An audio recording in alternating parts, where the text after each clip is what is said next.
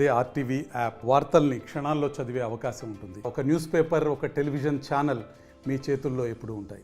మేడిపల్లి ముందు ఎవరైతే నాగమణి కానిస్టేబుల్ ఆందోళన వ్యక్తం చేసింది, ఎవరైతే నా భర్తను అన్యాయంగా సిఐ శివకుమార్ అరెస్ట్ చేయడం జరిగింది. భూ వివాదం కేసులో కూడా కావాలని అతను కక్ష సాధింపు చర్యలు తీసుకుంటున్నాడు. గతంలో కూడా అతని పేరు నేను సిపికి మరి డీసీపీకి చెప్పడం జరిగింది. ఆ ప్రకారమే నా భర్తను అరెస్ట్ చేయడం జరిగింది. నాకు అన్యాయం జరుగుతుందని ఒకవైపు తను చెప్పడం జరుగుతుంది. మరి తన బాధ్యులు అంటే ఎవరైతే తన వల్ల మోసపోయిన వాళ్ళు కూడా ఇక్కడ ఉన్నారు, వాళ్ళ దగ్గర లక్షల రూపాయలు తీసుకుందని చెప్పి వీళ్ళు ఆరోపించడం జరుగుతుంది. ఒకసారి మాట్లాడే ప్రయత్నం కూడా చేద్దాము. చెప్పండి, అసలు ఏం జరిగింది? ఒకవైపు తనేమో సిఐ శివకుమార్ కక్ష సాధింపు చర్యలు తీసుకుంటుండు, కావాలనే మా భర్తను అరెస్ట్ చేయడం జరిగింది, అసలు దీనికి మాకు ఎటువంటి సంబంధం లేదు అని అంటున్నారు. మాకు ఎట్లాంటి సంబంధం లేదు మేడం. సిఐ కుమార్ మీద ఏదైతే అభియోగం చేస్తుందో దానికి మాకు ఎట్లాంటి సంబంధం లేదు. వాస్తవంగా తను మా ఇంట్లో ఒక ప్రీవియస్ 3 years రెంట్కున్న సందర్భం లోపల మా దగ్గర నా 2 అమ్మాయిలు పెళ్లిడుకున్నారు. నేను ఇంట్లో నా డబ్బులు నేను తెలుసు తనకి, ఆ వాసన పసిగట్టి కొంచెం మాకు హెల్ప్ చేయండి, మేము ఇల్లు కట్టుకుంటాము, మీకు ఇల్లు అయిపోయే లోపల మీకు డబ్బులు ఇస్తామనేసరికి నేను కొంచెం ప్రాపర్గా ఇచ్చేసాను. ఆ ఇంటికి వెళ్ళిపోయే ముందు నేను డబ్బులు అడిగేసరికి ఇప్పుడు మాకు డబ్బులు అయితే లేవు. మళ్ళీ ఏదైతే ఇల్లు తీసుకున్నామో సుమారుగా ఎంత వరకు తీసుకున్నారు? 75 lakhs.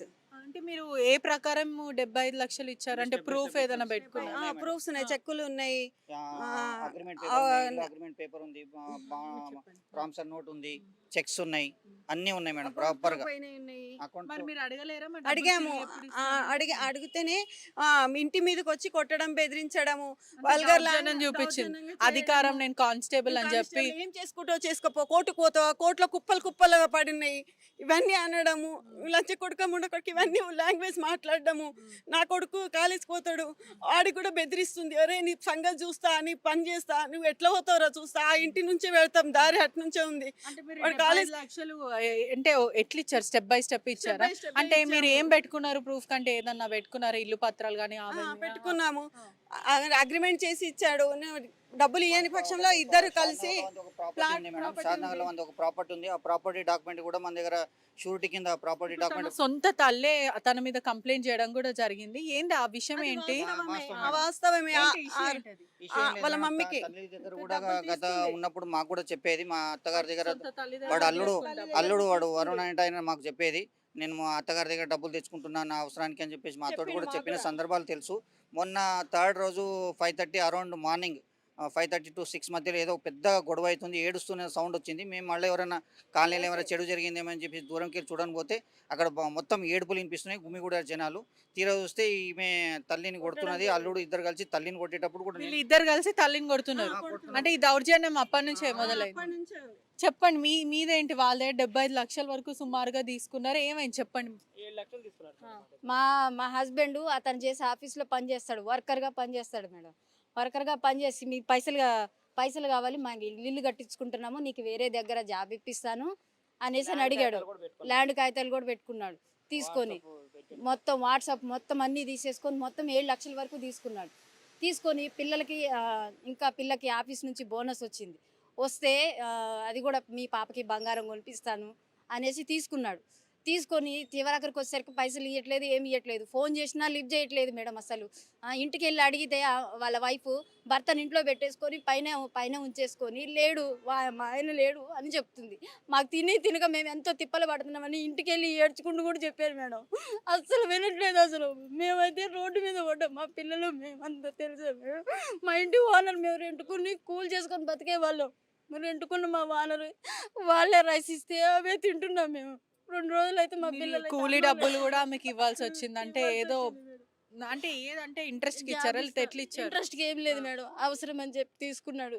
సరే అని ఇచ్చాడు మేడం, మా హస్బెండ్ ఇచ్చాడు. తను ఏం మాట్లాడలేడని తను ఇష్టం వచ్చినట్టుగా ఇది చేస్తున్నారు, ఆడుకుంటున్నారు. చెప్పండి, ఏడుస్తాను కదా, మీ బాధ చాలా వర్ణాతీతమైంది. చెప్పండి, అసలు ఎట్లా తీసుకున్నారు డబ్బులు?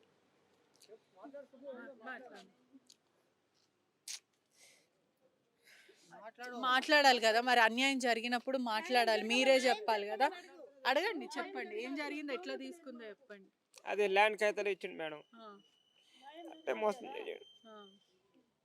అతను చెప్పలేని పరిస్థితి ఉంది. ఇక్కడ చూస్తున్నారు కదా తన బాధ్యులు కూడా.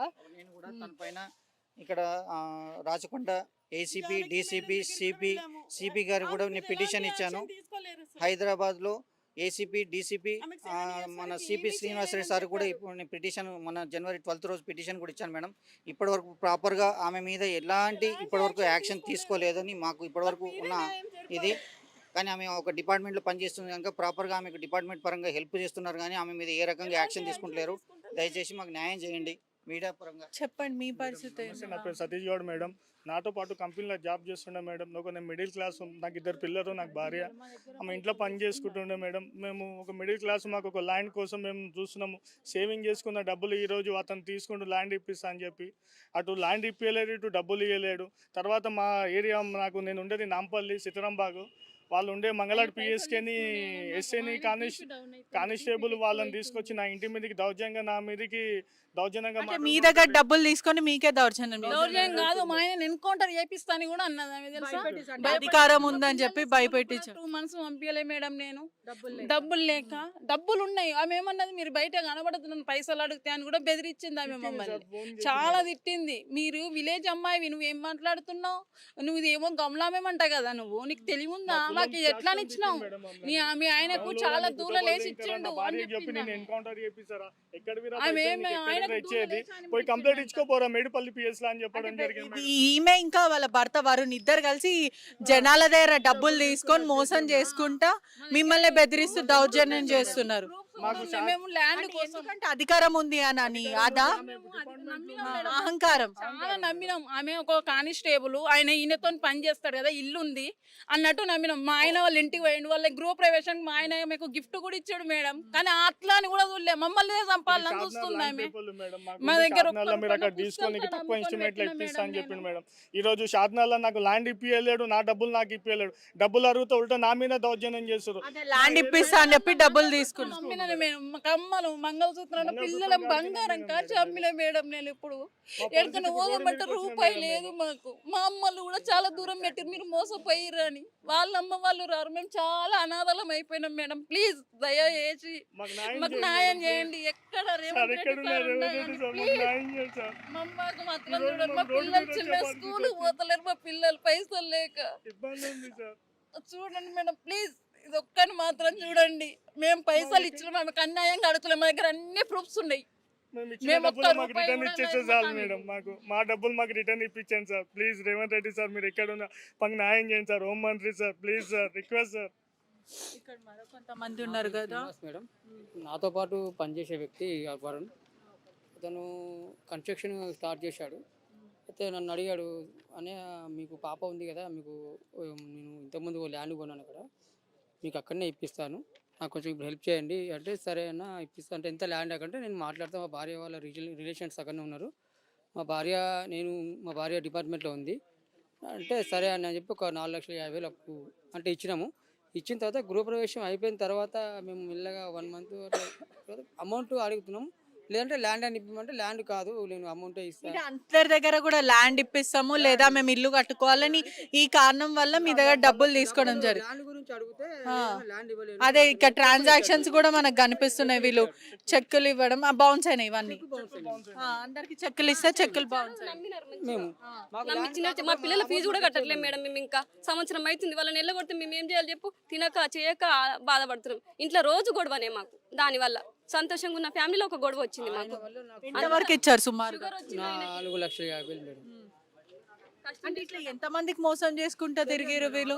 అంటే ఒకరికి తెలియకుండా ఒకరికేమో ల్యాండ్ ఇప్పిస్తా అన్నాడు, ఇంకోళ్ళకి మేము ఇల్లు కట్టుకోవాలని చెప్పారు. ఇట్లానే మాయ మాటలు చెప్పి మబ్బి పెట్టి, అంటే వీళ్ళ టార్గెట్ ఎవరు అంటే మిడిల్ క్లాస్ ఫ్యామిలీ వాళ్ళేనా? డబ్బుల గురించి వెళ్తే వాళ్ళ డిపార్ట్మెంట్లో ఉంది ఆమె పోలీస్. నన్ను వాళ్ళు ఏం చేస్తారు, వాళ్ళు ఏం చేయలేరు మమ్మల్ని. మేము ఉన్నాము డిపార్ట్మెంట్. నువ్వేం చేసుకో, మా భార్య డిపార్ట్మెంట్లో ఉంది, నువ్వేం పీకలేవు నాకు అని చెప్పన్నాడు వరుణ్. అంటే కానిస్టేబుల్ యూనిఫామ్ ఉందని చెప్పి మీ ఇట్లా మిడిల్ క్లాస్ వాళ్ళని, ఏం లేని వాళ్ళని టార్గెట్ చేసి వాళ్ళ దగ్గర డబ్బులు గుంజుకొని అదే మేడం నాతోటి బ్యాంకు ప్రాసెస్ కోసం అమౌంట్ కావాలని చెప్పి అడిగితే ఇచ్చిన, ఒక చిన్న అమౌంట్ వేసిన, నేను 20,000 ఇచ్చాను. అది ఇంక ఇప్పటివరకు ఇవ్వలేడు. అడిగితే ఇస్తా అని చెప్పి. అట్లాంటివి ఎన్ని తీసుకున్నారు? ఇప్పుడు వీళ్ళ దగ్గర లక్షల వరకు 75 లక్షలు 5 లక్షల, మీకు మాత్రం 20,000. బ్యాంక్ ప్రాసెసింగ్ కోసం వాళ్ళకి మీ దగ్గర నా దగ్గర 30 తీసుకున్నాం, క్రెడిట్ కార్డు మీద తీసుకున్నా దగ్గర 30. అందరి మీద ఇట్లనే డబ్బులు తీసుకుంది. ఇప్పుడు ప్రస్తుతం మీకు మీ ఏ విధంగా న్యాయం కోరుకుంటున్నారు మీరు? మాకు మా డబ్బులు మాకు వస్తే చాలు మేడం. మా డబ్బులు వస్తే మాకు చాలు మేడం.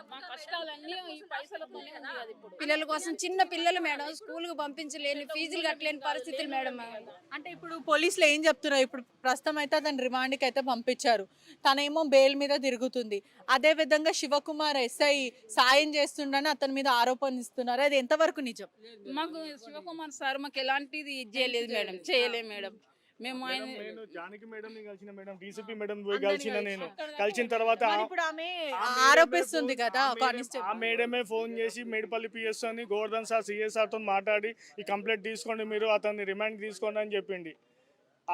మేడం చెప్పిన తర్వాతనే మళ్ళీ నా ఇంటి మీదకి మంగళాడు పిఎస్ కానీ ప్రస్తుతం ఇప్పుడు కానిస్టేబుల్ నాగమణి ఏమంటుందంటే సిఐ శివకుమార్ మీకు ఎస్ఐ మీకు సహాయపడుతుండు, అక్రమంగా అతని భార్యని మరి వరుణ్ని కావాలనే దీంట్లో ఇరికిచ్చే ప్రయత్నం చేస్తున్నారని చెప్తున్నారు. కదా మేడం, అతను ఇచ్చిన ప్రూఫ్స్ సంతకాలన్నీ మా దగ్గర ఉన్నాయి. మేము అక్రమంగా ఎందుకు పెడతాము? మా దగ్గర ఉన్నాయి కదా. మీకు సిఐ సార్ కి ఎటువంటి సంబంధం లేదు. శివకుమార్ గారు ఎట్లాంటి మాకు సాయం చేయలేదు మేడం, మాకు ఎట్లాంటి సాయం చేయలేదు. మాకు సివిల్ సూట్ ఉంది కనుక మీరు కోర్టులో తీర్చుకోండి అని చెప్పారు, కానీ మాకు ఎట్లాంటి సాయం చేయలేదు. అంటే కావాలనే ఇది పోలీసుల పైన మోపుతున్నా అంతే. తన పైన రాకుండా ఎవరో ఆఫీసర్ మీద వేసేస్తే చేతులు దుడుకోవచ్చు అనే ఒక డివియేట్ అయిపోతుంటే తప్పు దాడి పట్టించే ప్రయత్నం, కేసును తప్పుదారి పట్టేయడానికి తప్ప మాకు అట్లా ఆయనకి ఎట్లాంటి సంబంధం లేదు. ఆయన వాస్తవానికి ఇది మా సివిల్ సంబంధించింది కనుక నేను పోలీస్ స్టేషన్ కూడా పోలేదు, నేను డైరెక్ట్ కోర్టుకి వెళ్ళాను. పోలీసులు ఏం చెప్తున్నారు? కోర్టు ఆయనని రిమాండ్కి అయితే తరలించడం జరిగింది. అక్కడి వైపు నుంచి ఎటువంటి స్పందన వస్తుంది? మేము అక్కడ ఏదైనా మీకు బెదిరింపులు రావడం జరుగుతుందా? ఇప్పటి వరకు అయితే లేదు, మొన్నటి వరకు అయినాయి. చూస్తున్నారు కదా, ఇక్కడ బాధ్యులు అందరూ రోధించడం జరుగుతుంది. ఎటువంటి పరిస్థితులైనా మా డబ్బులు మాకు తిరిగిస్తే చాలు, మా మీద చాలాసార్లు ఏదైతే అబ్యూజ్ చేయడం జరిగింది, దాని తర్వాత మా మీద దాడి చేసే ప్రయత్నం కూడా చేశారు. మమ్మల్ని మబ్బపెట్టి సుమారుగా లక్షల రూపాయలు తీసుకున్నారు. ఒకరికి మాత్రం ఇల్లు కడతాం, మీకు ఇల్లు ఇప్పిస్తాము అని ఇంకో దగ్గర మేము ఇల్లు కడుతున్నాము, కొంచెం డబ్బు ఇవ్వండి అని ఇంకొక దగ్గర ఇంకొక మాయమాటలు చెప్పి పూర్తిగా కానిస్టేబుల్ నాగమణి మరియు అతను హస్బెండ్ వరుణ్ ఇద్దరు కలిసి తన తల్లి దగ్గర కూడా సుమారుగా డబ్బులు తీసుకొని తన తల్లిని కూడా నాగమణి సొంత తల్లిని కూడా కొట్టడం కూడా జరుగుతుంది. పూర్తిగా జనాల దగ్గర నుంచి డబ్బులు అయితే లూటీ చేశారు, ఫ్రాడ్ అని చెప్పి కూడా జనాలు చెప్పడం కూడా జరుగుతుంది. పూర్తిగా మమ్మల్ని అయితే చాలా విధంగా మేము కుటుంబాలంతా రోడ్డు మీద పడింది. ఇప్పటికైనా ప్రభుత్వం ఖచ్చితంగా స్పందించాలి, దీని మీద న్యాయం జరగాలి, విచారణ పూర్తిగా జరగాలి, వాళ్ళని నిందితులను అరెస్ట్ చేయాలి, మా డబ్బులు మాకు తిరిగి ఇచ్చేటట్టు చూడాలని వీళ్ళు చేతులెక్కి మొక్కడం కూడా జరుగుతుంది. కెమెరామ్యాన్ దయాసాగర్ తో పెట్రిషా రిపోర్టింగ్, RTV హైదరాబాద్. మరిన్ని వీడియోస్ కోసం ఛానల్ ని సబ్స్క్రైబ్ చేయండి, లేటెస్ట్ అప్డేట్స్ కోసం వాట్సాప్ ఛానల్ ని ఫాలో చేయండి, అండ్ లింక్ డిస్క్రిప్షన్ లో ఉంది.